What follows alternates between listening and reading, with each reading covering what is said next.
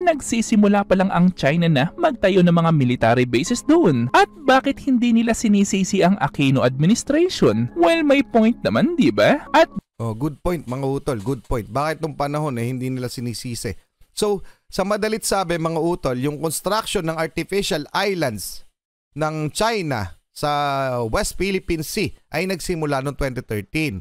Noong 2013 ay si Pangulong Aquino, Noynoy Aquino ang ating presidente. So wala pa si President Rodrigo Roa Duterte na naging presidente natin ng 2016. Okay, sa madalit sabi, inabot niya na o namana niya na tong problema na to. Yung reclamation na to. Mga utol, and to check. Okay? And to check. Ayan. Ito po ay mula sa US-China Economic and Security Review Commission. China's island building in the South China Sea, damage to the marine environment, implication, and international law. So maiksi lang siya mga utol kasi hindi tayo makapasok pero may summary, no? From December 2013 to October 2015. Okay, malinaw na malinaw yan. Mga karunungan, kaalaman, teorya, kasaysayan, hiwaga at mga bagong tuklas. Alamin natin. Hanggang ngayon mga utol, may mga grupo pa rin ng Pinoy o mga militanteng grupo ang nagsasabing si ex-president Rodrigo Roa Duterte ang nagtraidor sa Pilipinas tungkol dito sa West Philippine Sea. Pero sino nga ba talaga ang dapat sisihin dito? At sino ang dapat matawag na nagtraidor sa kanilang bansa? Okay? So yan ang ating topic ngayon. Mula kay Ask Teacher Popong, pakisubscribe siya, pakilike na rin yung video. Dito aalamin natin, no? Pero syempre hindi natin kukumpirmahin lahat ng mga bagay dito unless proven otherwise, di ba? Okay, so naku po, tinawag na traidor, siya pala ang dahilan. Sino nga ba? Okay, game na mga utol para di tayo tumagal. Well, mga kapopong, kumusta? Actually, meron tayong dalawang topics ngayon na dalawang topics na sa hindi ko inaasahan magiging konektado pala. Yes mga kapopong, at ang una na nga dito ay itong patungkol dito sa issue sa West Philippine Sea at pangalawa ay itong nangyayari ngayong issue sa reclamation project sa Manila Bay, which is ang pinakamalaking tanong naman ngayon sino nga ba talaga dapat ang sisihin sa proyekto na yan? At mayroon ba talagang kinalaman dito ang mga naging dating Pangulo ng Pilipinas? Okay, allegedly, no? Pero parang hindi to kabilang. Eto, si President Duterte, tapos si Erap. Ngayon ang lumalabas, no? Di umano, ay doon sa mga kung ano-ano mga sabi-sabi. Pero hindi natin papatunayan nga. Ulit, game na. At mayroon ba talagang kinalaman dito ang mga naging dating Pangulo ng Pilipinas? Well, isa-isahin na lang natin, ha?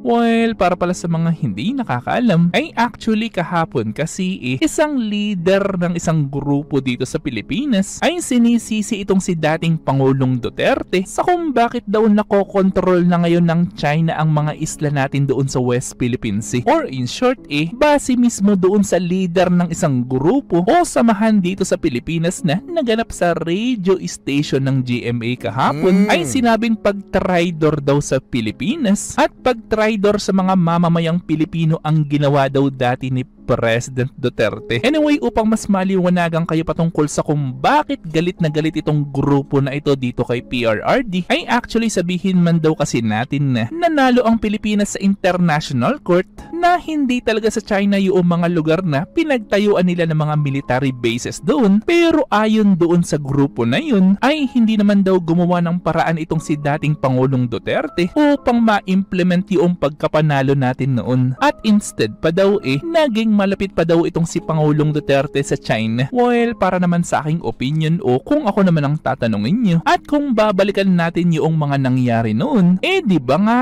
halos makipag-away na nga itong si dating Pangulong Duterte sa China noon? At wait lang ha? Kailan ba nagsimula yung malakihang construction ng mga military bases doon sa West Philippine Sea/South China Sea? Teka lang mga utol, no? Nung panahon ni President Rodrigo Roa Duterte, kung hindi ako nagkakamali, 2016. So 2016 din tayo nanalo doon sa arbitral ruling na nagsabing atin yang mga teritoryo na yan. And pagkatapos nun mga utol, no? Pagkatapos nun, di ba nakita natin, napansin natin siyang pinaigting niya yung pagkakaibigang PH China. Okay? So sa palagay ko, opinion ko to ha, pwede kayong mag-iba ng opinion. Pwedeng iba ang opinion nyo sa opinion ko.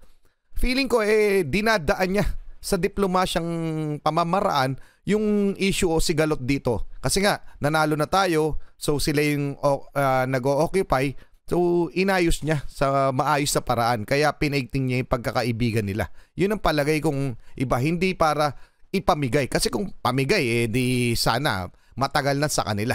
Okay? So, meron pang isang catch dyan mga utol. Okay? Bago tayo magpatuloy, tingnan muna natin ito ha. Itong mula sa Philippine Star, no? So, yung mga militanteng grupo na protesters call Duterte traitor. Ito yung 2018 pa ha. So, nung panahon na yun, marami na talagang kilos protesta na nagsasabing si President Duterte ay nagtatraidor sa ating bayan. Di umano, sabi ng mga militanteng grupo na ito. Okay? Ayan, protesters raised several posters with different messages and chanted, Hunyo a 12, huwad na kalayaan. Aba, fake independence.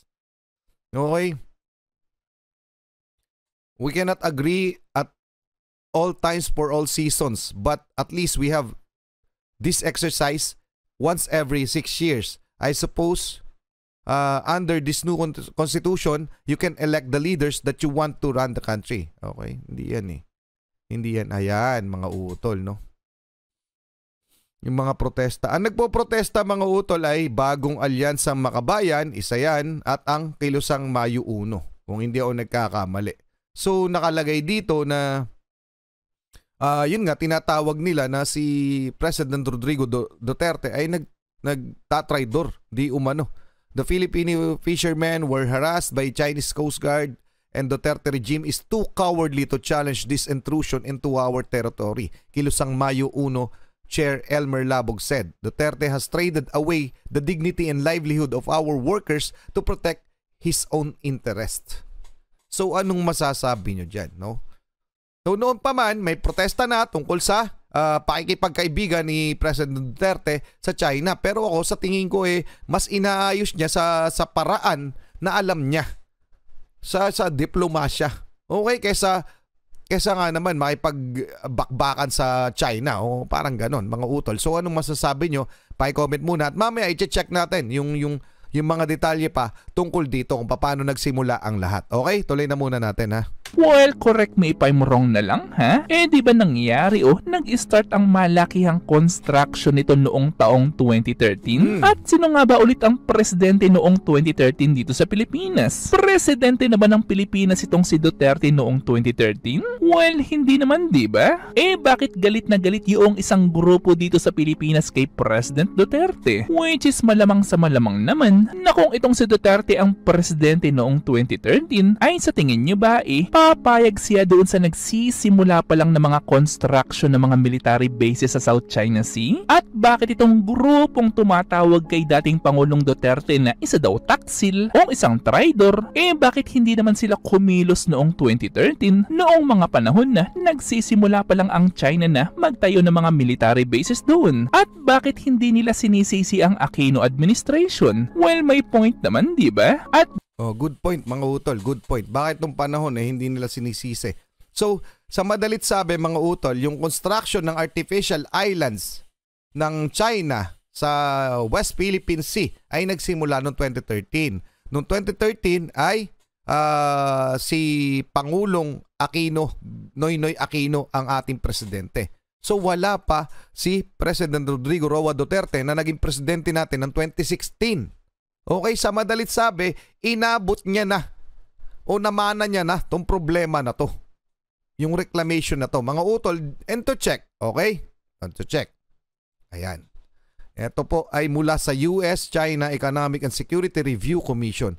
China's island building in the South China Sea damage to the marine environment implication and international law. So maiksi lang siya mga utol kasi hindi tayo makapasok pero may summary, no? From December 2013 to October 2015. Okay, malinaw na malinaw yan. China built artificial islands with a total area of close to 3,000 acres on several coral reefs. It occupies in the Spratly Islands. Okay, ayan no. In the southern part of the South China Sea. Although dredging, land reclamation, and the building of artificial islands are not unique to China, the scale and speed of China's activities, the biodiversity of the area, and the significance of the Spratly Islands to the ecology of the region makes China's action a particular concern. So naging concern na nung mga ibang bansa, no? In addition to damage to the reef, okay, sa maritime na damage. In addition to damage to the reefs, China island buildings activity have negatively impacted fisheries in the immediate area of the reclamation sites and could negatively impact the health of fisheries in the coastal areas of the South China Sea. The building of these artificial islands will almost certainly lead to increased China fishing in the surrounding waters, which could raise the risk of clash between Chinese fishing boats and those of other claimant countries. Moreover, China's island building activities may have violated some of its environmental commitments under international law. So environmental commitments pa lang, no.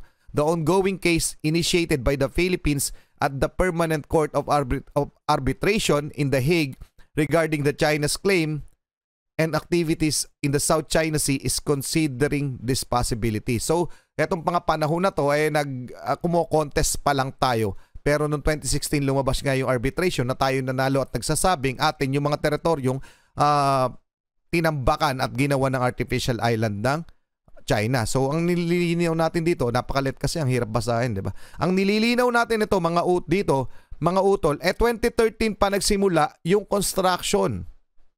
Okay? Nung panahon na yon ay hindi pa si President Duterte ang ating Pangulo, kundi si Noynoy Aquino. So anong masasabi nyo dyan? Bakit si President Duterte ang sinasabi nilang traidor? Sige, pa-comment na lang ang inyong opinion, balikan na natin. Hayaan ko kayong mag-desisyon dyan. Tuloy na natin, ha? Di ba itong problema dyan sa South China Sea di ba yung mga problema na yan ay sinalo lamang ni na President Duterte at President Bongbong Marcos? Mga problemang sinalo nila na ngayon naman sa kanila isinisisi ngayon. Well, may point naman, di ba? At please i-correct nyo lang ako kung may mali man akong nasabi dyan, ha? Anyway, dumako na tayo sa ating next topic. At bakit nga ba itong next topic natin konektado sa pinag-uusapan natin kanina? Well, para pala sa mga hindi nakakaalam, ay yung kasing isang Chinese company na kasali sa reclamation project sa Manila Bay ay actually isang kumpanya pala na tumulong naman noon upang magawa yung mga artificial island o mga military bases doon sa South China Sea / West Philippine Sea. Well, talagang medyo weird talaga yan. Isipin mo na yung isla pala na nagtatambak ng buhangin doon sa Manila Bay ay isa rin pala sa mga kumpanya na gumawa o nagtambak ng mga buhangin doon sa West Philippine Sea para maging military bases ng China, na ang ikinakatakot naman ng ilang politiko dito sa Pilipinas ay nalaman nila na ang ilan pala doon sa mga construction workers na nagtatrabaho doon sa Manila Bay ay mga Chinese construction workers pala. Yes, mga kapopong, mga Chinese workers nga. Na ang matindi pa dito ay napabalita na yung mga Chinese workers na yun ay nakita pang nagpaparty sa isang bar sa Pasay. Well, kaya't hindi ko rin talaga masisi na yung ilang politiko dito sa Pilipinas mag-alala na baka raw yung ilang mga Chinese workers na nandun na gumagawa doon sa Manila Bay ay hindi naman talaga workers kundi mga sundalong espiya ng China. Yes, mga kapopong, mga espiya nga ng China. Na remember mga kapopong, ha? Ang mismong military nga ng Amerika mayroon silang mga nahuling espiya sa kanilang hanay na espiya pala ng China. What more pa kaya dito sa Pilipinas? At sabihin man kasi nating ipinatigil muna ni PBBM itong reclamation project sa Manila. Teka lang, maano muna tayo doon sa espiya. O nga, mga utol, ha? May nahuling di umanong espiya ang US, espiya ng China sa US. Okay, dalawang US Navy sailors. Okay, iniimbestigahan pa lang ito, mga utol. So hindi pa natin nililinaw kung totoong nag-iispiya sila para sa China. Pero kung kaya na lang i-infiltrate ang US military, malamang mas madali nila ma-infiltrate itong ating bansa o teritoryo, mga utol. At mabalik tayo dun sa maidadagdag lamang ako dun sa kwento tungkol dun sa pagtatambak ng mga dolomite dyan sa West Philippine Sea o sa artificial islands, mga utol. Dahil kamakailan may nag-whistleblow, no? Si General Parlade, kung hindi ako nagkakamali. At sinasabi niya di umano na sanction ni Secretary Ochoa yung nangyayaring artificial island doon sa na ginagawa ng China doon sa ating mga teritoryo noong 2013. At may mga taong may mga testimonial din na nagsasabing yung mga pinantatambak pa sa artificial island na ito ay galing pa sa Pilipinas. Oh, ibig sabihin, alam talaga ng gobyerno natin nung panahon na yun, noong 2013, na may nangyayaring construction dun sa West Philippine Sea. At ang masakit dito, di umano, sa atin pa nang gagaling yung mga panambak. So anong masasabi nyo dyan, mga utol? Sino nga ba talaga ang nag-traitor sa ating bayan? So i-comment nyo na lang, mga utol. Ituloy na natin, ha? Oh. Ayan, ha? Ito'y testimonial ni General Parlade. At ulitin ko, ha, para malinaw sa ating lahat. Ito'y hindi ko pinatotohanan pero hindi ko rin pinabubulaanan. Kayo po ang bahalang humusga. Okay, tuloy na natin. Dahil nga sa iba't ibang nakitang issue at paglabag ng mga ito, ang tanong naman ngayon, bakit ngayon lang yan nakita ng ilang politiko? Well, correct me if I'm wrong again, ha? Di ba noong mga panahong mayor pa lang itong si Estrada? Di ba isa na rin siya sa mga nag-anunsyo noon patungkol sa magaganap na reclamation project sa Manila Bay? At bakit ngayon lang kumilos ang ilang grupo at ilang mga politiko kung kailan ang malaking bahagi na ng Manila Bay ngayon natambakan na ng buhangin? So ano na ang balak nila dito sa buhangin na ito? Kung tuluyan na talagang mahinto ang reclamation, tatanggalin ba ito? Sino naman ang gagastos at gagawa nito? Anyway, bago pa tuluyang uminit ang ulo ko dyan, ay bibigyan ko na lang kayo ng update patungkol dyan sa balitang yan, ha? Na ang tanong ko naman sa inyo ngayon ay sino ba talaga dapat ang sisihin sa issue ng proyekto na yan? O mayroon kaya talagang nagtatrabaho sa isang ahensya ng ating gobyerno ang kumita ng malaking pera para sa pirma upang matuloy lang yung reclamation na yan? Okay, mga utol, titigil na natin dyan. Anong masasabi nyo? Meron ba mga sangkot na opisyal ng ating gobyerno sa palagay nyo doon sa artificial island sa West Philippine Sea? May nagkabayaran nga ba? Sino nga ba ang nag-traitor at dito sa reclamation sa Manila Bay Area? Okay? So anong masasabi nyo sa ating featured video? At uulitin ko muli, ha?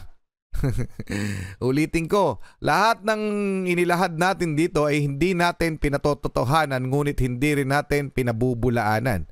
Okay, bahala po kayong magdesisyon kung ano ang inyong opinion. Open po tayo sa ating sariling opinion. Pa-comment na lang, mga utol. Hanggang doon lang muna. Muli ako si Target Achilles in behalf of the Real South Pride Production. Ako ay nagpapasalamat sa walang sawa niyong pagsuporta. Maraming salamat sa iyo as Teacher Popong. Maraming salamat sa mga ganitong topic. Ako ay medyo interesting sobra, diba, mga utol? Maraming salamat. Kayo mag-iingat, keep safe, God bless. Muli ako si Target Achilles at saludo po ako sa inyo lahat. Maraming salamat po.